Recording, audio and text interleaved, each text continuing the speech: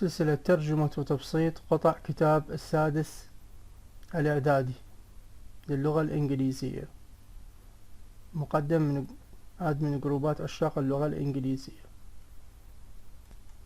ومشروح بأسلوب المترجمين. Unit 1. He was floating when he felt something push him.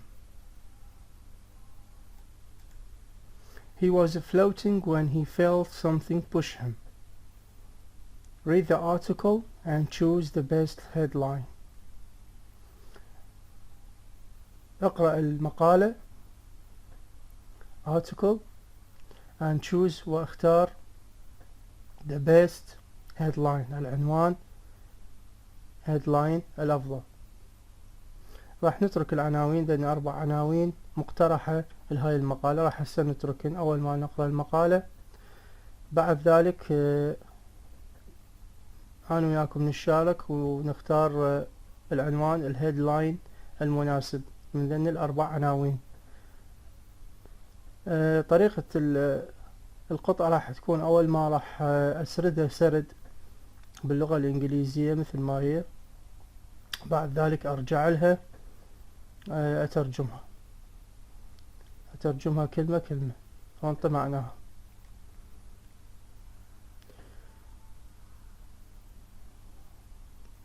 It was a calm morning in the beautiful seaside town of Sharm el-Sheikh, Egypt. 20-year-old Zaid Tariq, a tourist from Iraq, was floating peacefully 150 meters from the shore when he felt something push him.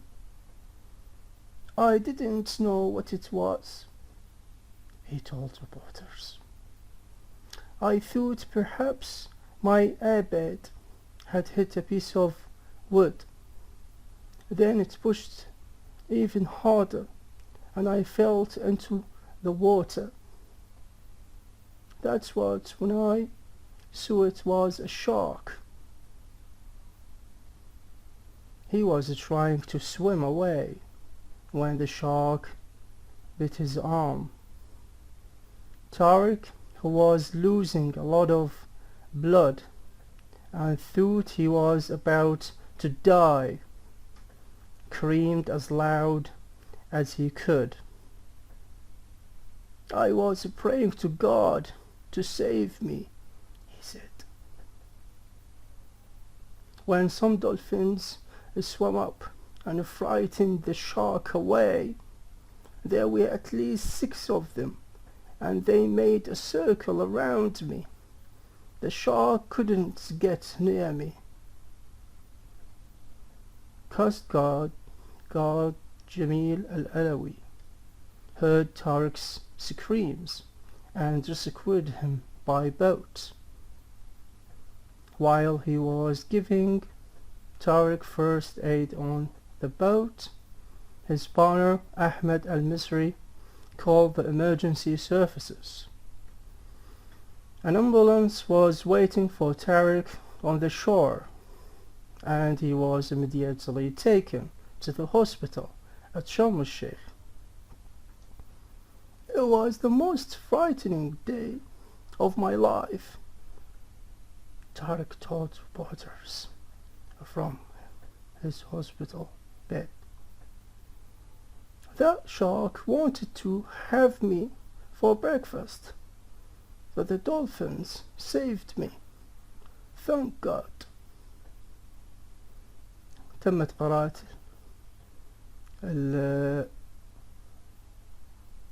المقالة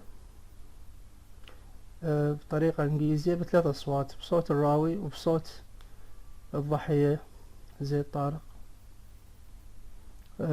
وبصوت يكون عادة مثل هذا صوت مخفي بأسلوب سرد القصص بالإنجليزي. دائما أكو يصير عبارة بأنه تبين بأنه من اللي حكى هذا المنطق، فهذا بصوت مخفي يصير صامت.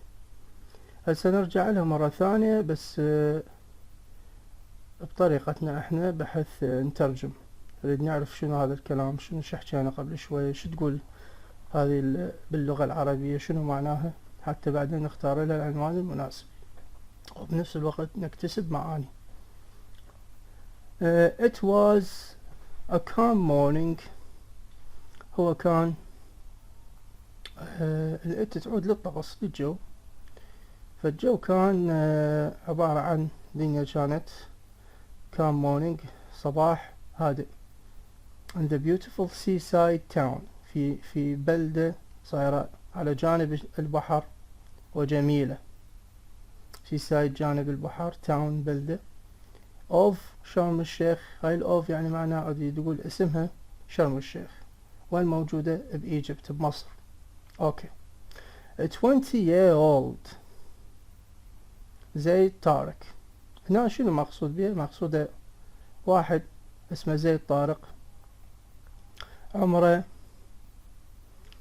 20 سنة، 20-year-old، بس مكتوبة باسلوب الانجليزي، انكتب 20-year-old زيد طارق، 20-year-old سلمد عباس، 20-year-old علي، 20 هاي 20-year-old ما يصير اخلي years old، لا مكتوب باسلوب الصفة، تنحط قبل الشخص تبين عمره، فهذا اسلوب ثابت. 20-year-old زيد طارق، يعني زيد طارق اللي عمره هيك ترجمتها 20 سنة، مع عدم وضع اس ما يصير، لان هاي يعتبر كلهن لان تعتبر صفة توصف عمره، اسلوب وصفه، فما يصير اخلي اس.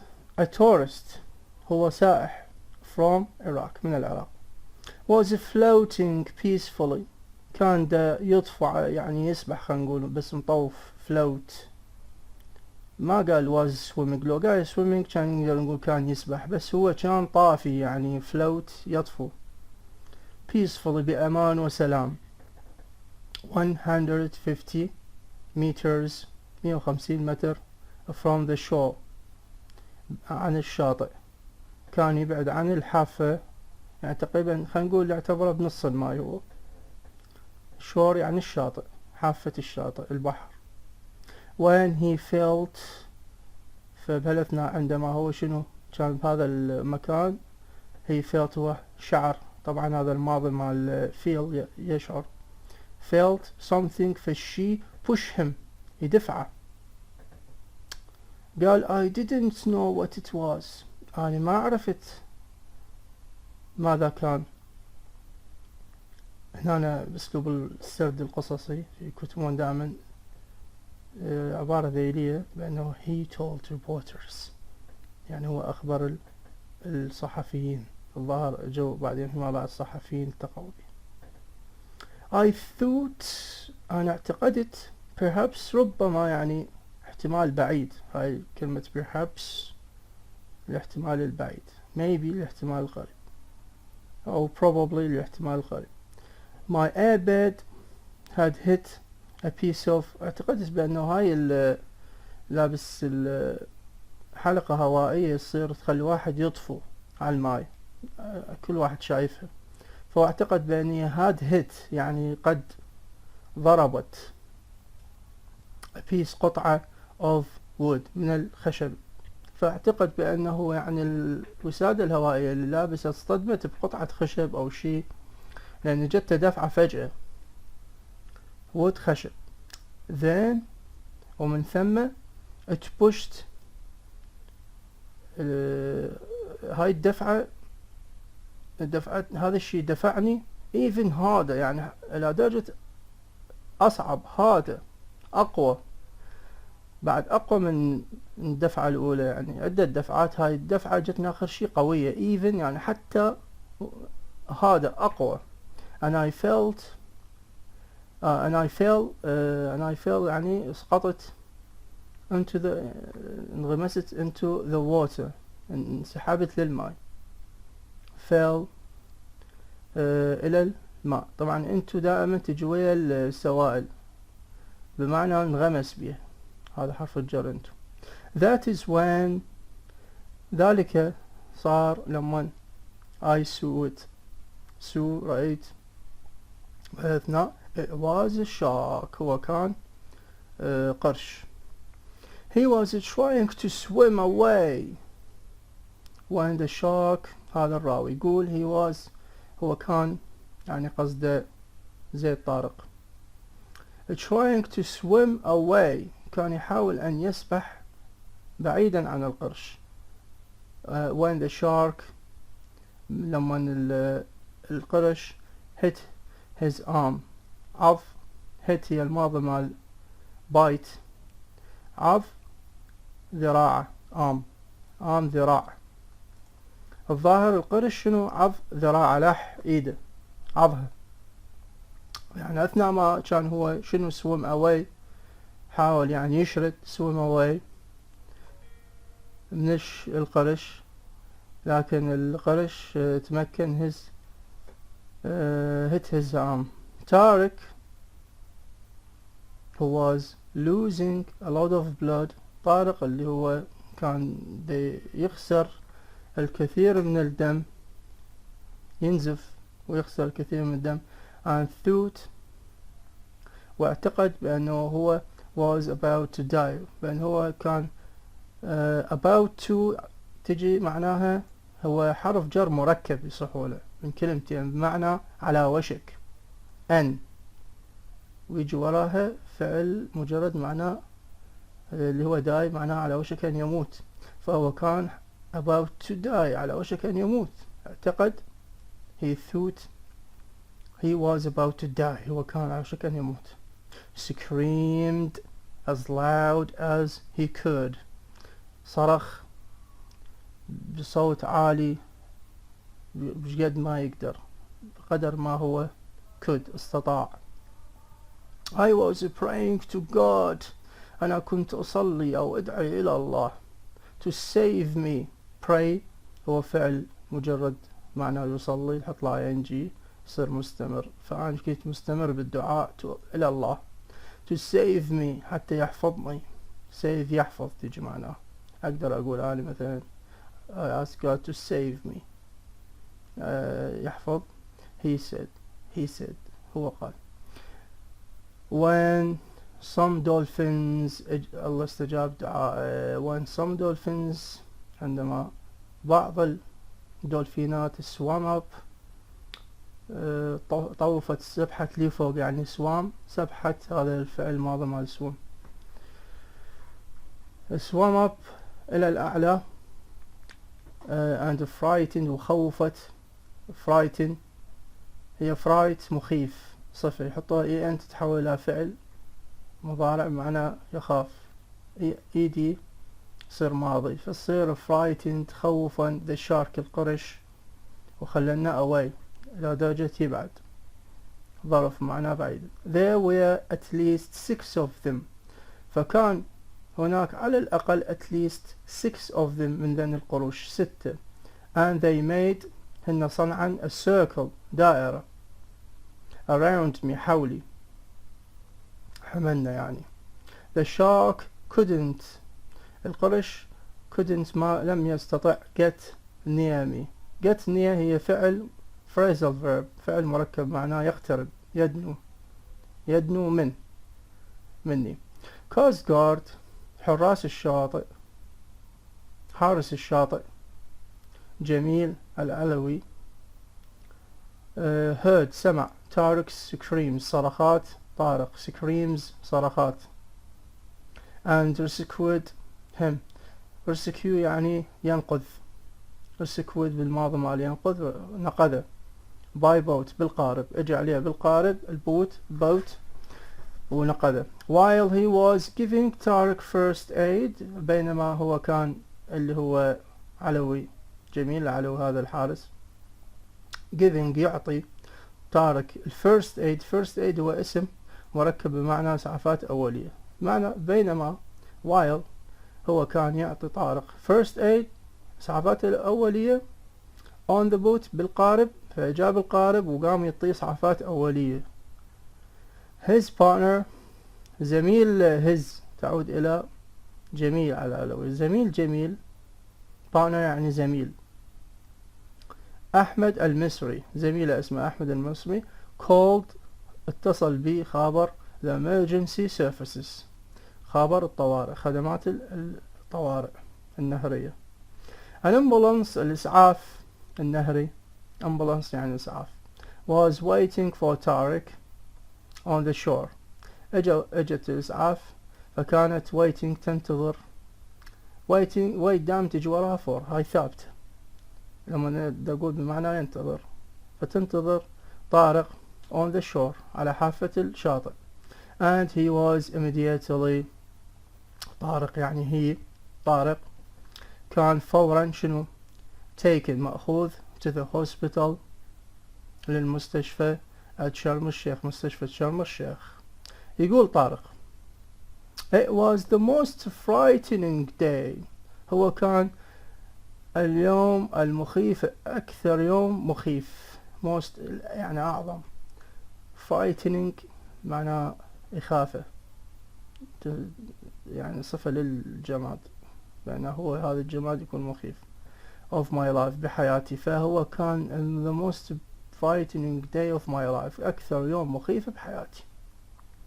طارق told reporters، فأثار التقى بالصحفيين بالمستشفى، كان لقائه بنتكلمناهم وانا قلنا he told reporters بالمستشفى.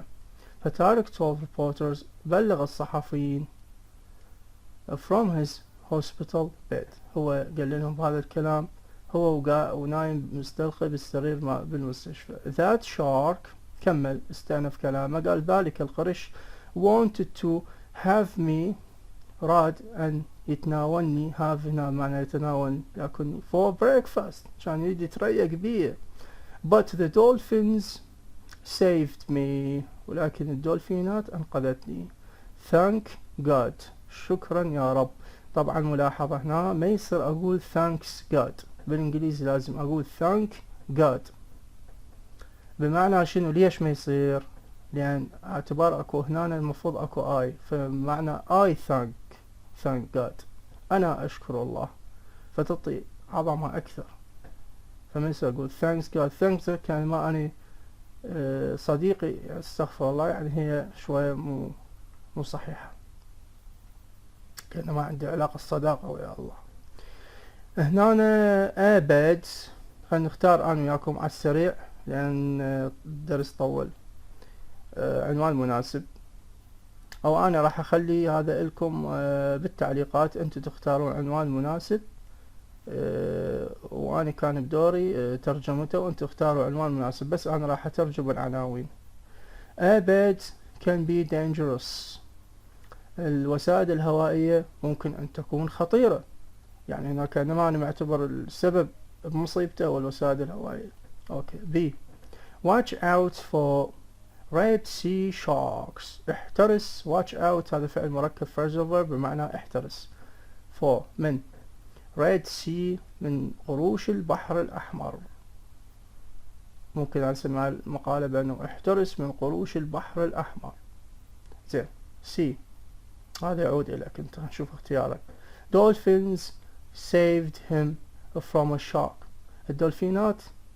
الدولفينات حفظته من القرش، أقدر شو أسميه؟ first aid on the beach، الإسعافات الأولية على الشاطئ، وكلمة عند صب الأهمية على الإسعافات الأولية، كلمة هي مهمة أم لا، أو أهمية للدولفينات، هل هي حفظتها من القروش وجودها مهم أو لا. فأنت يعود لك الاختيارات، اذكرها بالتعليق وشاركنا برأيك شنو العنوان يكون المناسب. نشوفكم القطعة الجاية. تتافنوا، سروري نجاحكم.